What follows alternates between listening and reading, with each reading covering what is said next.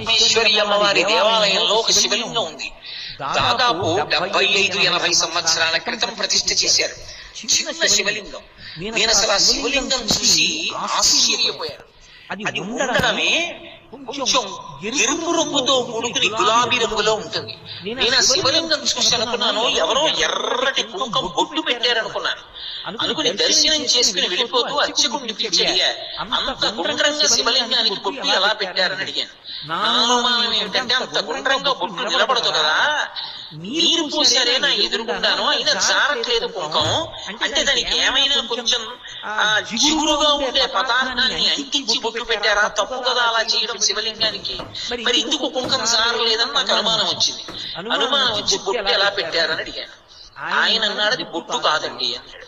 మరి బొట్టు కాకపోతే అదేంటి, అది కనపడుతోంది కదా అన్నాను. కాదండి, అది ఆ శివలింగానికి ఉన్న గొప్పతనం. ఆ శివలింగంలో